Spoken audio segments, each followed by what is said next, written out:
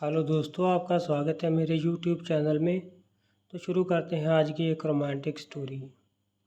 अमित एक बहुत ही समझदार और सुंदर लड़का था और वह कॉलेज में पढ़ता था।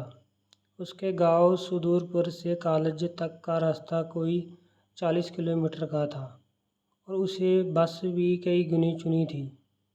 अमित BA तृतीय श्रेणी का विद्यार्थी था। हर सुबह उसी समय गुजरता था। पढ़ने की लगन ऐसी थी कि मीलों का सफ़र भी उसे हौसले को डिगा नहीं पाता था। उसका सपना था पढ़ लिख कर अपने गांव की तस्वीर बदलना। कॉलेज में हिंदी साहित्य की अध्यापिका प्रिया मैडम, उनकी खूबसूरती के चर्चे कॉलेज में थे, लेकिन उनकी आंखों में से एक अनकही उदासी तैरती रहती थी जिसे कम ही लोग पढ़ पाते थे। अमित उनमें से एक था। वह प्रिया मैडम की कक्षा को नहीं छोड़ता था। उनके पढ़ने का अंदाज, उनकी आवाज़ की मिठास और हिंदी के प्रति उनका प्रेम अमृत को मोह लेता था। वह चुपचाप वहीं देखता, उनके हर शब्द को अपने मन में उतारता। धीरे धीरे प्रिया मैडम भी अमृत को नोटिस करने लगी। उसकी आंखों में ज्ञान की प्यास, उसकी विनम्रता और उसकी लगन उन्हें प्रभावित करती थी। कभी कभी कक्षा के बाद अमित उन्हें सवाल पूछने के लिए रुक जाता था और फिर प्रिया भी अपने बड़े धैर्य से उसके सवालों के जवाब दे देती थी। इन छोटी छोटी मुलाकात से अब एक अनकहा सा रिश्ता पनपने लगा। दोनों को ही पता नहीं चला।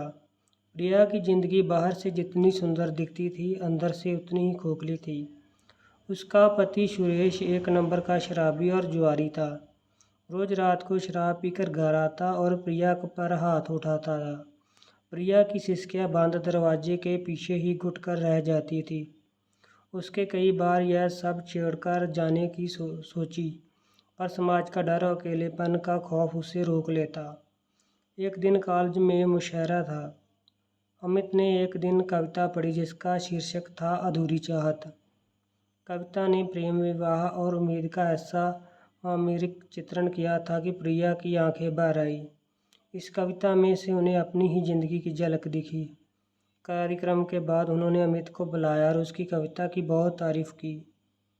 उस दिन पहली बार उसकी आंखों में अमित के लिए प्रशंसा के साथ साथ एक अजीब सा अपनापन भी था।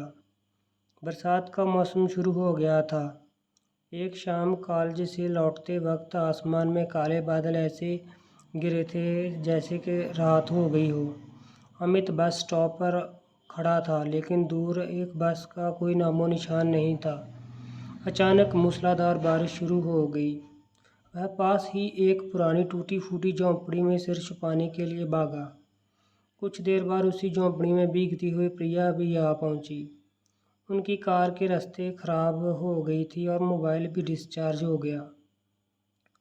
अमित उन्हें देखकर चौंक गया। प्रिया भी अमित को वह देखकर हैरान थी, पर अनजान जगह पर एक परिचित चेहरे को देखकर उन्हें थोड़ी राहत मिली।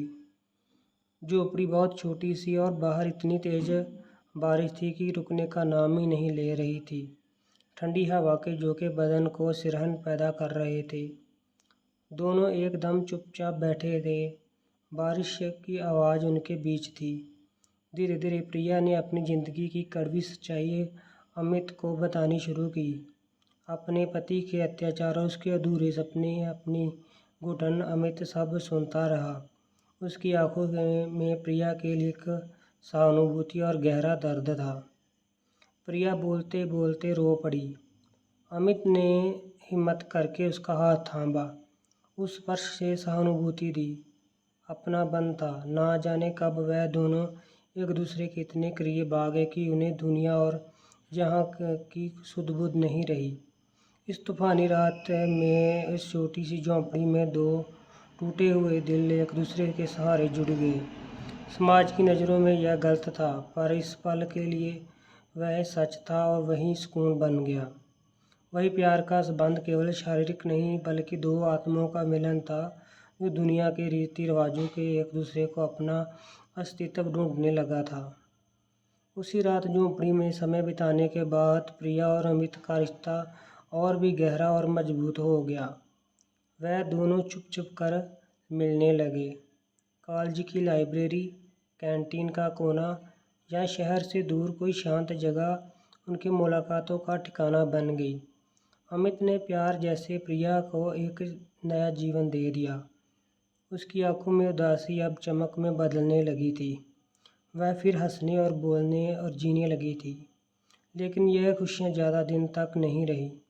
उनके प्रेम की भनक प्रिया के पति सुरेश को लग गई। एक दिन जब अमित कॉलेज से लौट रहा था तो सुरेश ने अपने गुंडों के साथ मिलकर अमित को बहुत बुरी तरह से पिटवाया।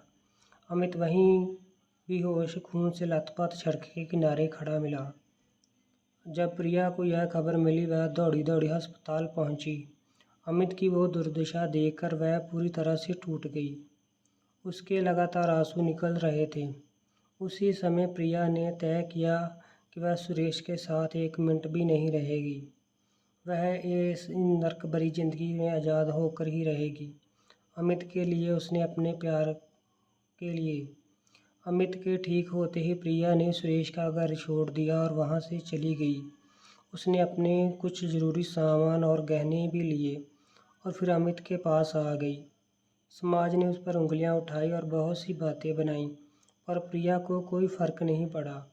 उसका प्यार अमित के लिए सच्चा था और वह अमित को ही किसी कीमत में खोना नहीं चाहती थी। दोनों ने फैसला किया भी वह इस शहर से और इन यादों से कहीं दूर चले जाएंगे। एक दिन सुबह सुबह वह दोनों पास ही एक दुर्गा मंदिर में पहुँचे। वहाँ उन दोनों ने माता रानी को साक्षी मानकर एक दूसरे को पति और पत्नी के रूप में स्वीकार किया। ना कोई बैंड बाजा था और ना ही कोई बाराती, बस दो सच्चे दिल और भगवान का आशीर्वाद। शादी के बाद वह दोनों दराज के एक गांव में चले गए जो एक बड़े से झरने के पास बसा था। गांव का नाम था झरनापुर। वहाँ की हवा और ताजगी थी, पानी में संगीत था और लोगों के दिलों में सादगी थी। अमित ने गांव के बच्चों को पढ़ाना शुरू कर दिया। प्रिया घर संभालती लगी। उसने छोटी सी जगह पर सब्जियां भी उगानी शुरू कर दी। उनकी दुनिया बहुत छोटी थी पर बहुत सारी खुशियाँ भी थी। सुबह झरने की मधुर आवाज़ उनकी आंखें खोलती थी। अमित बच्चे को पढ़ाने चला जाता था और प्रिया घर में लगी रहती थी। दोपहर में अमित लौटा तो दोनों साथ में खाना खाते और ढेर सारी बातें करते हंसते। शाम को वह दोनों झरने के किनारे टहलने जाते, डूबते हुए सूरज को देखते और उन्हें अपने आने वाले कल के सपने बुनते। गाँव वालों ने बहुत धीरे धीरे उन्हें अपना लिया। अमित को पढ़ाने का तरीका और प्रिया का मिलनसार स्वभाव सबको ही पसंद था।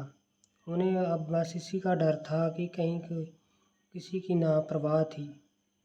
उनका परिवार था और उनकी ताकत और उनका विश्वास था। पर कभी कभी प्रिया को सुरेश का अत्याचार और लोगों के ताने बहुत याद आते रहे।